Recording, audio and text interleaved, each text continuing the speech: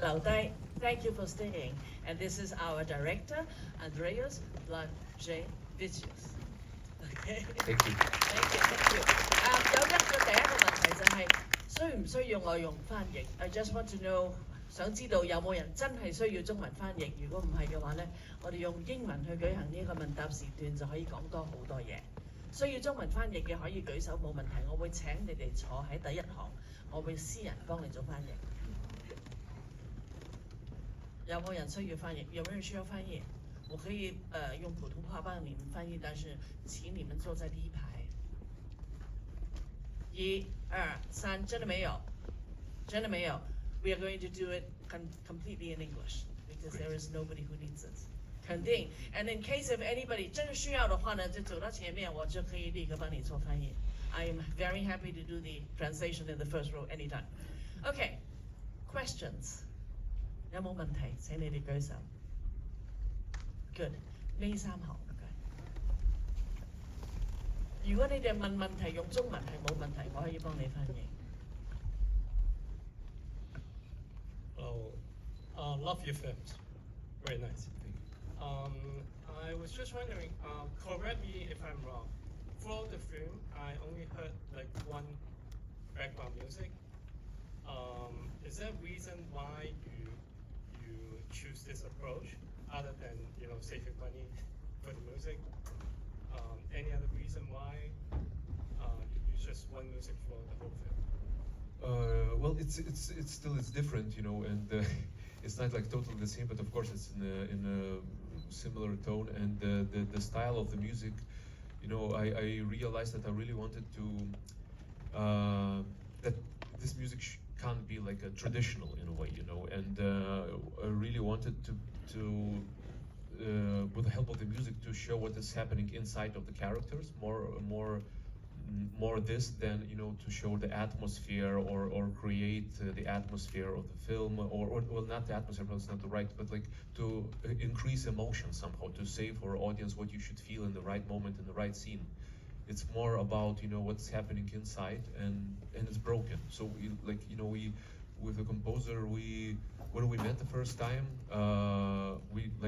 it was really a strange thing that both of us somehow we thought about this so-called prepared piano, and it just happened, and then we were working on it, and it's challenging, but somehow I think it's a right way for this story.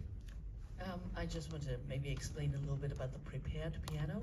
So people play on the piano, but they put all sorts of different things on top of the piano strings, so that it creates some otherworldly, very imaginative sounds. Yes, exactly. And very disjointed. Okay, thank you. Next question. 第二個問題. Oh, great. Okay, good.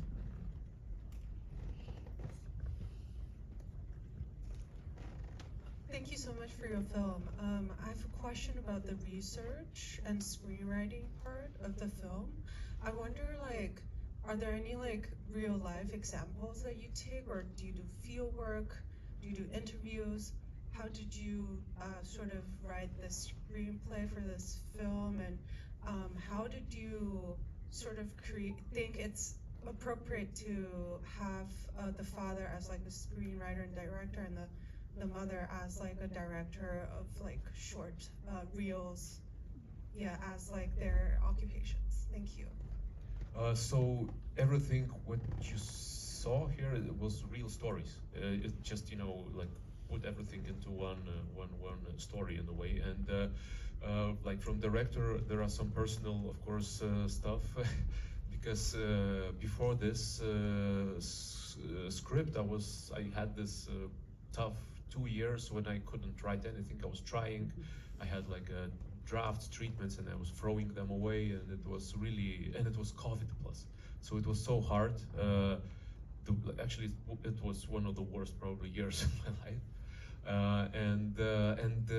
Again, for example, the character of Maria and the work she's doing, it was inspired by the real person I knew, but in the real life, it was a male who was had a branch, we had a very huge company called Bored Panda in Lithuania, and they became like inspiration for this company, Hungry Rabbit.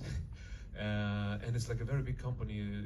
The worth of the company is like 1 billion, and they're crazy rich, and they live this very vivid life, the bosses of that company. So, and like all other stories about the conflicts with Russian minorities, stories about Ukrainian refugees who are coming to live in people's homes.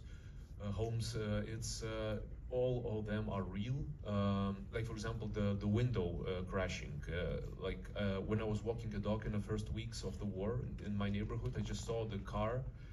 Also very old car, and it had the Russian plates, and there was stickers on the window, "We support Ukraine, please don't."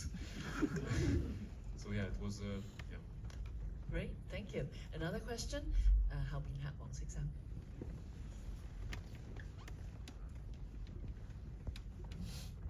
Thank you for your film.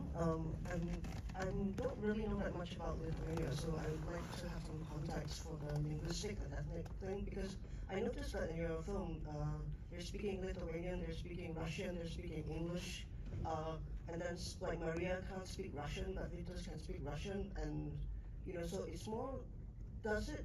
If you're watching it with the knowledge, does that tell you something about the politics, or is it that Vitas, is he ethnic Russian, which is why his parents went to were in Moscow, that kind of thing? Thank you. Yeah, very good question. So the country was occupied for 50 years by Soviet Union. Basically still it was Russia. Yeah. And it's a thing. It's a real thing that the older people, older generation, all of them understand or speak Russian language, and but they usually, very often, they don't speak English language. And younger generation, they speak English but not Russian. So older people, they are watching Russian television, but there are like this generation in the middle, like I am, for example, in Vitas, because Maria she's younger than Vitas in the film, and so he understands Russian, he can speak Russian because his parents were speaking Russian, they were watching television, he was growing up next to that, but the thing is that in Lithuania, there are people who, like young people, they don't speak almost at all Russian.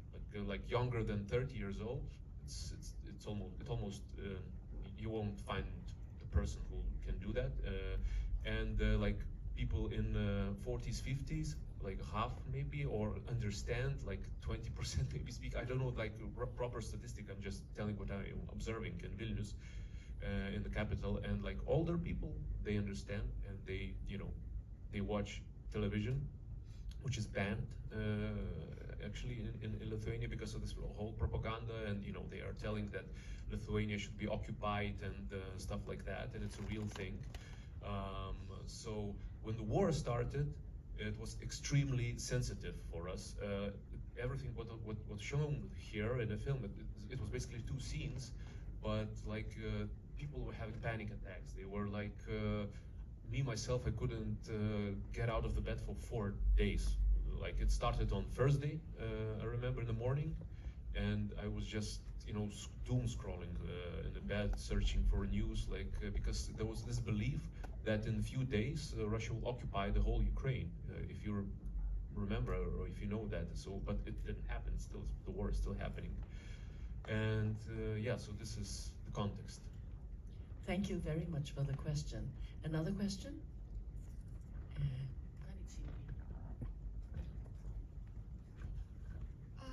We can see that in the last, the girl, their daughter, she was crying and lying on the bed. So I'm a little confused about is she crying for the things happened in the school, or is she crying for her parents happened in there? Thank you. Crying, what does that mean?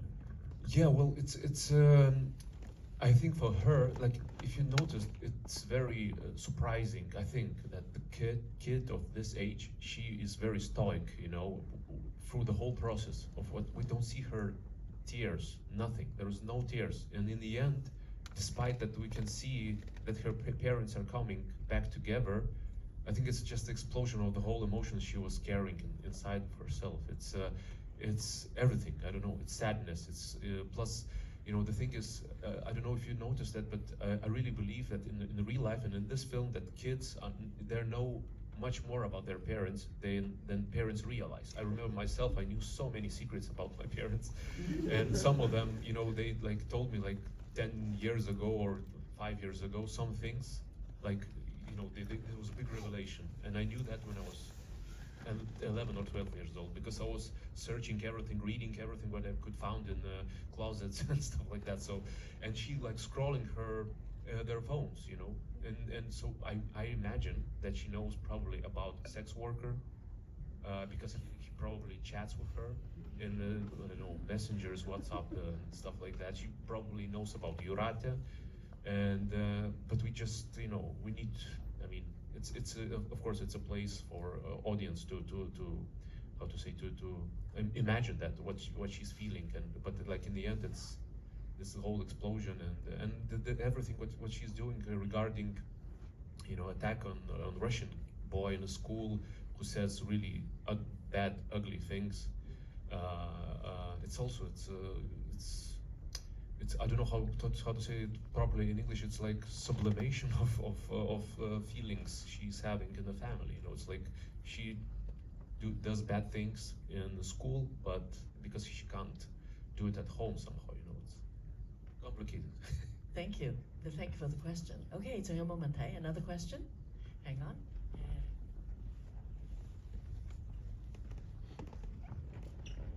Thank you for very good questions. Yeah, thank you very much. Thank you for the film.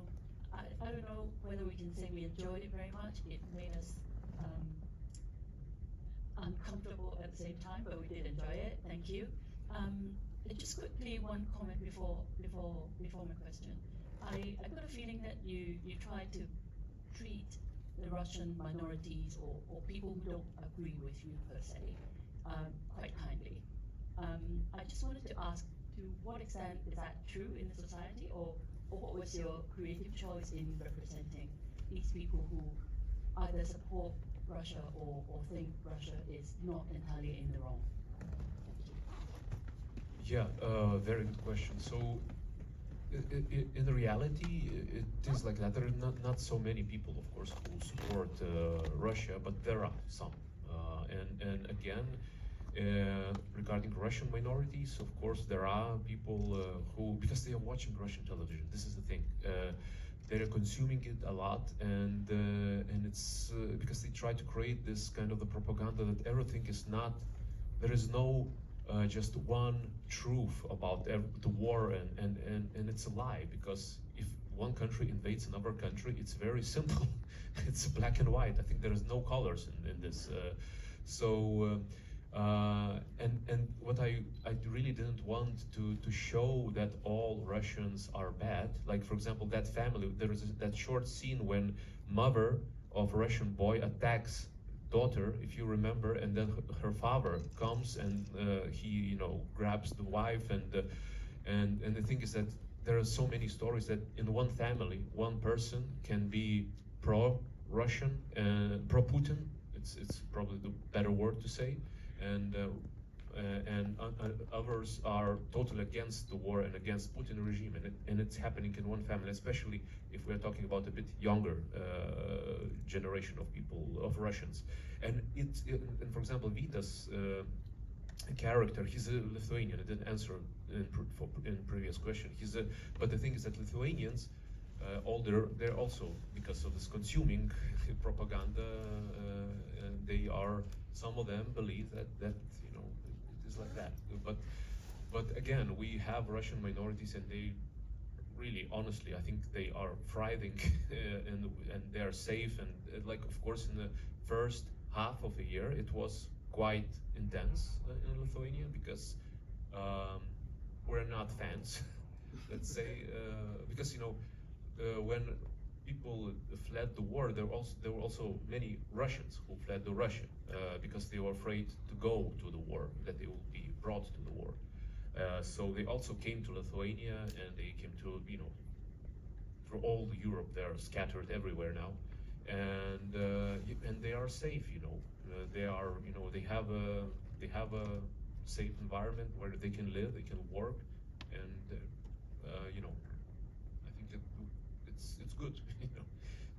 Thank you. It's a very complex situation of people, and also when people get to know people, when you personally meet somebody, whether they are from another side, and if you are able to communicate, then it is a very, very different situation from typecasting or just saying that somebody is exactly like that. Okay, so another question? If there are none, I have a question. Oh, there is a question.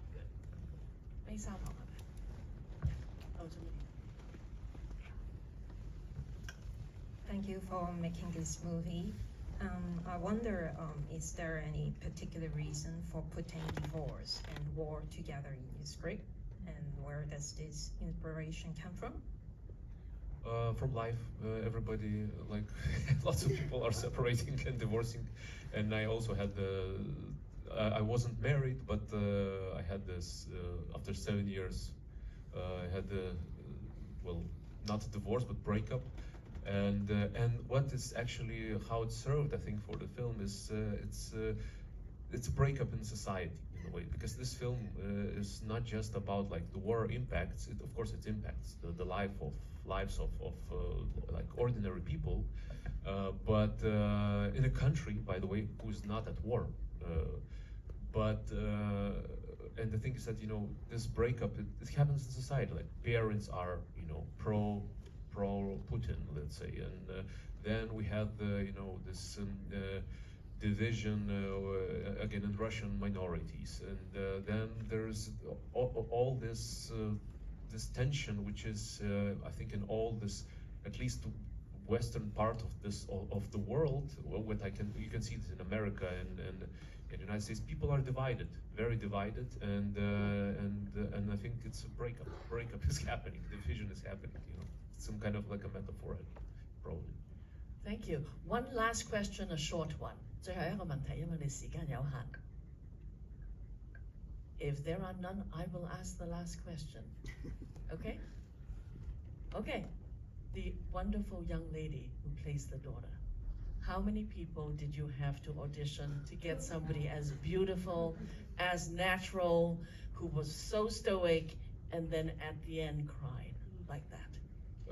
Yeah, I think she did an amazing job, and I did a casting, actually, just Ukrainian actors. They were casted by an Irish casting director, and I did the whole casting in Lithuania.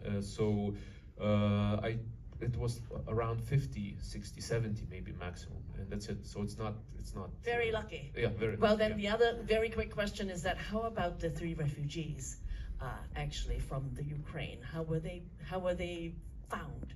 It was 4. Well, 4, the yes. sex worker and the sex worker too from Kharkiv.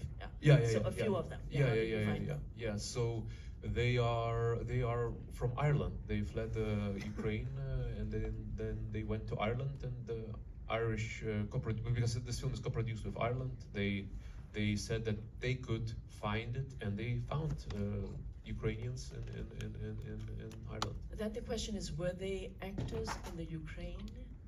And with film credits and so on, because they were also, I mean, the 2 teenage boys maybe not so, but the 2 other women seem to be very comfortable and very, good on the screen. Yeah, they are professional actors. Well, not like big actors, but Malver for sure. She's an actress in Kiev, and the daughter, sex worker. She is from Zaporizhia, the city in Ukraine, and she's also a professional actress. Yeah.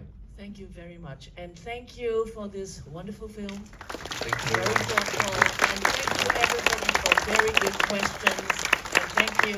We could speak in English, and we covered so much more. Thank you. Thank you And very there much. is a second screening of this film. Tell your friends.